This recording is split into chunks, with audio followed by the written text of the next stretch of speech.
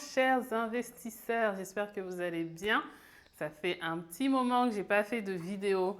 Comme je dis souvent, je ne suis pas youtubeuse, je suis entrepreneur. Donc c'est vrai que ce n'est pas toujours évident de dégager du temps pour faire les vidéos, mais j'y tiens parce que c'est grâce à ça que je peux vous communiquer la vision de DME, que je peux vous communiquer aussi des informations sur le pays et que je peux vous motiver à investir, à entreprendre et à rentrer au pays. Pour ceux qui ne me connaissent pas, je m'appelle Aminata Fati. En juillet 2019, j'ai tout quitté pour venir m'installer au Sénégal pour réaliser mon rêve africain et entrepreneurial. En octobre 2019, j'ai cofondé avec mon associé Amadouba DME, qui est une agence qui vous aide à investir à distance au Sénégal sur l'agrobusiness et sur l'immobilier. Alors pourquoi est-ce que j'ai décidé de m'installer au Sénégal?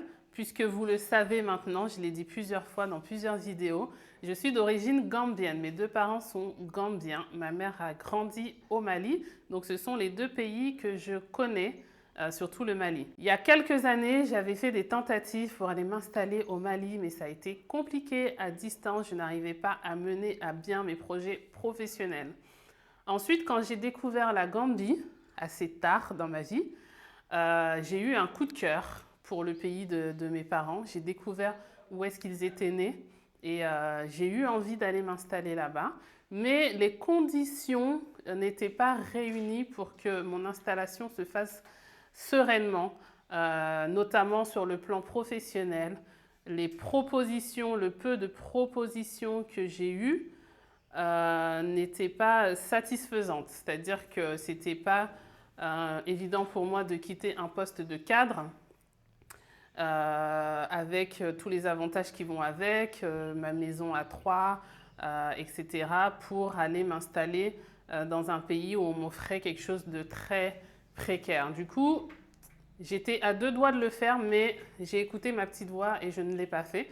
Par contre, l'année suivante, en 2019, j'ai pris la décision d'aller m'installer au Sénégal.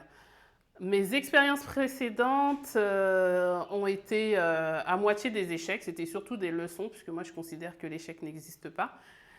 Mais cette année-là, je me suis dit, j'y vais, coûte que coûte, je vais au Sénégal, parce que c'est à proximité de la Gambie, c'est à proximité du Mali, et c'est un pays stable. Et je me suis dit que c'était plus facile aussi pour moi de m'installer là-bas. Et de toute façon, j'étais tellement déterminée que là, j'y suis allée de façon très radicale. C'est-à-dire que j'ai démissionné et je suis partie. Et je me suis dit, je vais construire quelque chose en étant sur place parce que j'ai compris qu'à distance, c'était difficile. Donc voilà pourquoi j'ai choisi le Sénégal pour sa situation géographique par rapport à mes deux pays d'origine et aussi pour la stabilité du pays, outre le fait que c'est un pays ensoleillé toute l'année, que c'est pas loin de Paris puisque en 5 heures de vol on arrive. En plus, sur le plan administratif, c'est facile parce qu'il n'y a pas besoin de visa déjà pour voyager. Bon, après, une fois sur place, il y a des démarches à faire, hein. J'en ai parlé sur d'autres vidéos. Et en matière de business, en plus, justement, ce que j'ai découvert une fois sur place, c'est que le gouvernement avait facilité les choses pour qu'on puisse créer plus facilement une entreprise.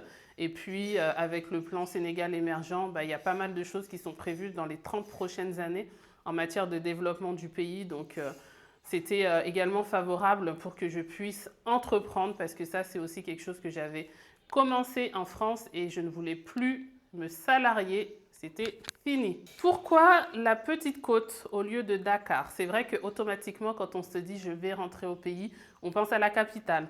Mais moi, j'avais quitté Paris. J'étais de Troyes, j'étais revenue à Paris. Ça a été une grosse erreur. J'étais pas bien du tout. J'ai passé une année difficile et j'avais pas envie de quitter j'avais pas envie de quitter une grosse ville pour me retrouver dans une autre grosse ville. Dakar, je connaissais. Pour moi, c'était beaucoup trop embouteillé, donc trop de voitures, trop de gens, trop de bruit, trop de pollution aussi. Et j'avais pas envie de cette vie-là. Et du coup, je me suis dit, je vais aller sur la petite côte, à Mbour. On n'est pas loin de Dakar. On est dans une zone d'avenir. On a l'aéroport qui s'est rapproché, qui fait que ça a développé toute la région. Et il y a d'autres choses aussi qui arrivent. Donc, je me suis dit que c'était quand même plus sympa de bénéficier du cadre de vie de la petite côte. plutôt que de retourner à Dakar. En plus, la vie est chère, etc. Du coup, j'ai choisi la Petite Côte. J'étais à Mbour et maintenant je vis à Somone, au plus proche de la nature. Et ça me plaît beaucoup. En plus, il faut savoir qu'il y a de plus en plus de Dakarois, il y a de plus en plus de repatres qui viennent s'installer directement sur la Petite Côte. Et on constate, je constate avec émerveillement que la Petite Côte se développe de plus en plus. Donc vraiment, je vous encourage à venir vivre sur la Petite Côte, à venir investir, entreprendre sur la Petite Côte, parce que je trouve ça génial de participer au développement d'un secteur en venant apporter des solutions, en venant pallier à des manques qu'on peut ressentir ici sur la Petite Côte. En plus, vous le savez, là, depuis quelques jours, voire quelques semaines maintenant, le TER, le train, est en activité. Et moi, j'ai vu des personnes de la Petite Côte, de mon secteur, là, Somone, Mbour, Ngaparou, Sali, aller à Diamniadio en voiture, laisser la voiture là-bas et prendre le train pour aller jusqu'à Dakar. Moi, je ne l'ai pas encore testé, mais je trouve que c'est voilà, tout ça, ça montre le dynamisme en fait de la Petite Côte, ça montre le développement, ça montre ce qui est en train de se passer sur la Petite Côte, ça montre l'attractivité de la Petite Côte. Alors, pourquoi Démé a choisi d'investir le sud de la Petite Côte? Parce que Somone, Ngaparou, Sali, Mbour, on est plutôt sur le nord de la Petite Côte, mais nous, on est carrément allé dans le sud de la Petite Côte, c'est-à-dire Malicounda, Pointe-Sarène, Mbodjen. On a fait ce choix de façon très consciente en se disant que on avait envie de construire quelque chose de nouveau dans un secteur d'avenir. On n'avait pas envie d'être dans un secteur qui était déjà très investi, comme Sali, voire saturé. On voulait vraiment avoir un terrain vierge et tout construire. Et c'est comme ça qu'aujourd'hui, on est plus de 500 propriétaires à avoir des terres sur ces zones-là. Et on est carrément en train de construire un quartier africain, panafricain, avec les afro-descendants, avec les amoureux de l'Afrique. Et encore une fois, c'est extrêmement réjouissant pour moi de me dire qu'on est en train de construire quelque chose. Et c'est bien sûr pas pour rien aussi qu'on est allé sur ce secteur, puisqu'on est à proximité de Pointe-Sarène et comme vous le savez, j'ai fait des vidéos là-dessus. Il y a la station balnéaire qui arrive.